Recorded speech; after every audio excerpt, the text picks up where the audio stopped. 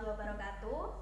Saya Reni Arista dengan NIM A1D1206806 dari ruang 03. Baiklah, di sini saya akan menampilkan sebuah dongeng yang berjudul Kancil Kena Batunya.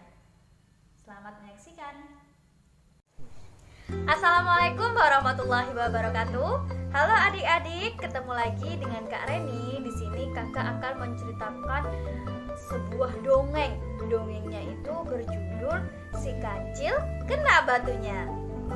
Pada suatu hari, angin berhembus semilir-semilir di hutan, membuat para penghuni hutan mengantuk. Begitupun dengan si kancil. Namun, untuk menghilangkan rasa kantuknya, si kancil berjalan-jalan di hutan sambil berkata, "Siapa yang tidak kenal si kancil? Si cerdik, si pintar, si pemberani. Semua masalah akan selesai denganku." Kemudian, si kancil pun sampai di sungai. Ia meminum air sungai itu untuk menghilangkan rasa hausnya.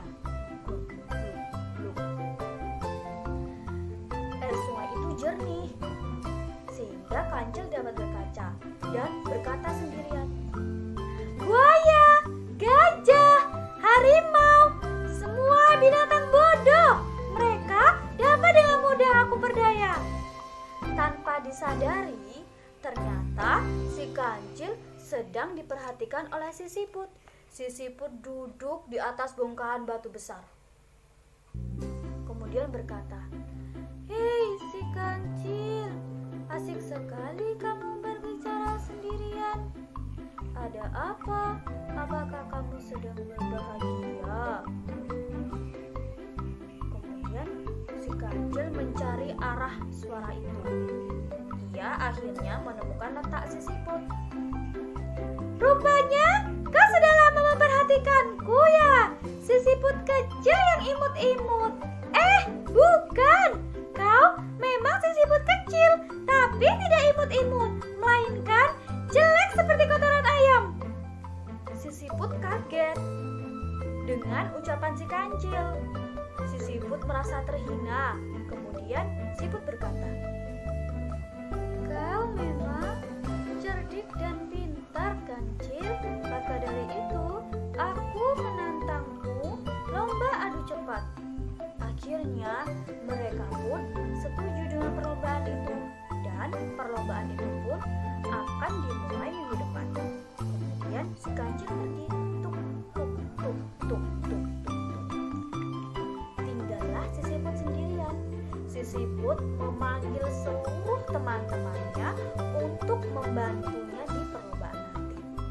Si siput berkata kepada teman-temannya, "Jangan lupa, kalian harus bersembunyi di balik bongkahan batu.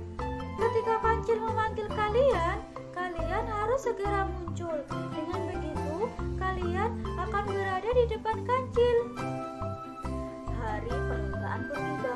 Si kancil datang dengan sombongnya karena ia berpikir bahwa ia akan menang. Tidak mungkin hewan seperti siput dapat mengalahkannya.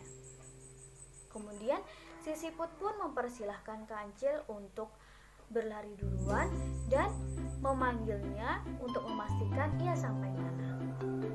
Kemudian si kancil mulai berjalan dengan santai dan si siput mulai menyelam ke dalam air. Celup. Setelah beberapa langkah, kancil memanggil si siput. "Siput, kau di mana?" Siput menjawab, "Aku di sini, kancil." Si kancil kaget. Ternyata si siput berada di depan kancil. Si kancil kemudian berlari dengan cepat. Cuk cuk cuk cuk cuk cuk.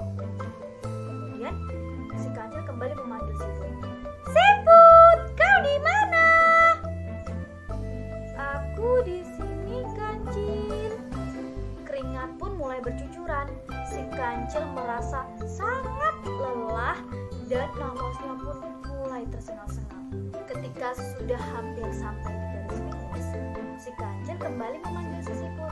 Namun tidak ada jawaban. Si kancil berpikir si siput sudah tertinggal jauh darinya. Kemudian, si kancil pun berjalan dengan santai. Ia yakin bahwa ia pemenangnya dan sambil tersenyum sinis. Lalu berkata, "Kancil memang tiada duanya." Namun, kancil dikagetkan dengan suara siput. Siput sudah duduk di atas bongkahan batu besar. Ia berkata, "Oh, kasihan sekali kamu, kancil. Lelah dan capek berlari ya." Si kancil kaget. "Tidak mungkin. Bagaimana bisa kau sudah sampai di sini duluan, sedangkan aku sudah berlari sangat cepat?" "Sudahlah, akui saja kekalahanmu." Akhirnya, kancil pun menunduk malu dan mengakui kekalahannya. "Tidak usah sedih. Aku tidak meminta hadiah kok. Aku hanya ingin kamu ingat satu hal. Kamu memang binatang yang cerdas dan cerdik dalam menyelesaikan suatu masalah. Namun, kamu juga harus ingat satu hal, bahwa setiap binatang itu mempunyai kelebihan dan kekurangan masing-masing. Jadi, kamu tidak boleh menyepelekan dan menghina binatang lain." Setelah berkata itu, si siput kembali menyelam ke dalam air. Nah, tinggallah si kancil sendirian. Si kancil merasa sangat malu dan sangat menyesal. Nah, selesai deh adik-adik ceritanya.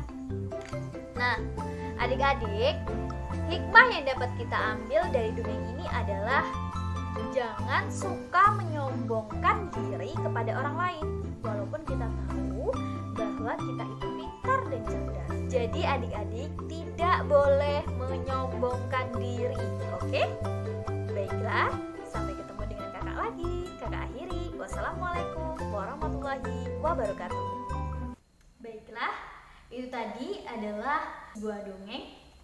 Kurang dan lebihnya saya mohon maaf. Saya akhiri. Wassalamualaikum warahmatullahi wabarakatuh. Stand in your feet, feel the breeze in the summertime. Stars in the sky, wind down for the first time. Moving away to the